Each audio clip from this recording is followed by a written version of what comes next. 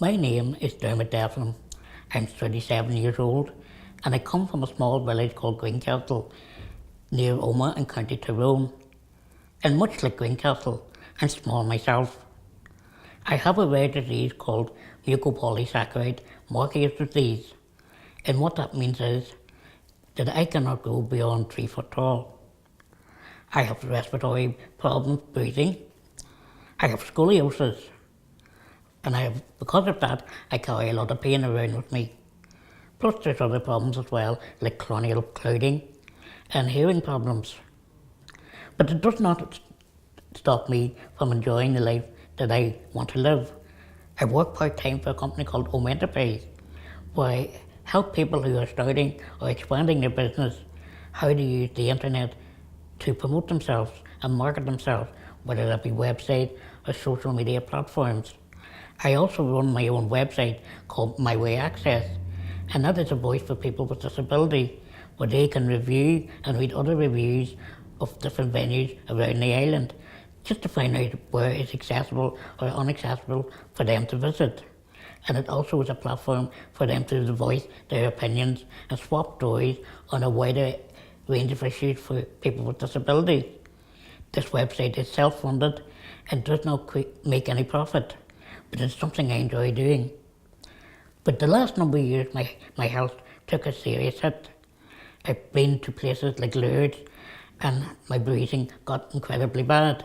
I've ended up in hospital on several occasions, and on one occasion it was very, very serious.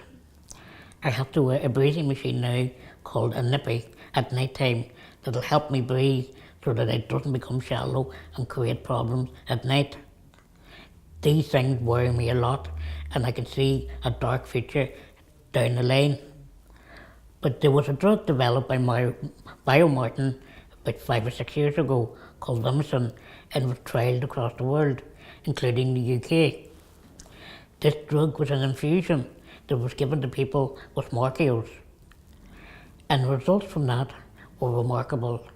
I know people whose health have improved immensely, and I wanted to get myself on this treatment too. But the UK and Ireland did not approve it, even though it got EMA approval and FDA approval across Europe and in the US. But again, it did not reach the UK and Ireland.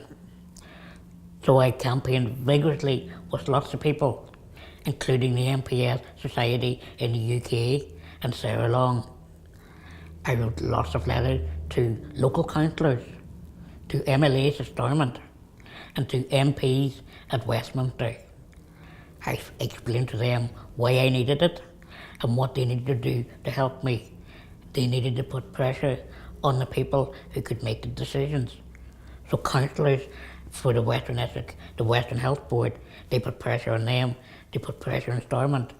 The MLAs, they put pressure on the health board at Stormont. Plus, then they put pressure at Westminster to get it approved. So between myself and lots of people across the UK, this went on greatly. But there was more that we could do. So I looked at other avenues, like others, what could be done. So I spoke on television about why it needed to be done. I spoke on the radio why it needed to be approved. I spoke to magazines and newspapers, explained why I needed Vimizim. I even had an opportunity to do a TED Talk, and I grabbed it. So I spoke to a global audience why Vimizim was needed. Thankfully last year, Nice gave the approval or the recommendation to the NHS in England, and the NHS then approved the funding for Vimizim. So England, Scotland and Wales started to give Vimizim. But people in Ireland, both north and south, did not. So I kept my campaign going. I wrote more letters. I was very publicly calling for the approval. Last year, the Health Minister, Michelle O'Neill, approved Vimizim for people with Morquios in the north. And I started my treatment last November. 12 weeks in, I can see remarkable improvements, but I'm not quite there yet, but I know I will. My breathing has got a lot better. I don't find that my energy is running out quite as quickly as it used to be. I can do a lot more that I want to do, that I couldn't do before. I'm able to do a lot more at home enterprise and really improve my work rate. I can invest a lot more time when I get home into my way access. So I speak on a lot of issues and get a lot of conversations generating, including other campaigns for different issues. I can do more now, and I know I can do more with Vimizim. I got this treatment at Belfast City Hospital at the new Northern Ireland Clinical Research Facility. Before I went in November, I said to myself, this is going to be scary. I'm going to be in a clinical hospital surrounded by sick people. It's going to be so cold and I just will feel uncomfortable there. But when I got there, I just could not be further from the truth. I met lots of wonderful doctors, nurses and administrators, and they were also very welcoming to me. Fiona Stewart, who is one of the leading people in Ireland to get Vimizim approved, she was there every week. And then there was wonderful people like Julie and Christine, who was there to meet me every morning just after 7 o'clock with a warm cup of tea and nice biscuits and a lovely conversation. I met other people who were getting Vimizim as well.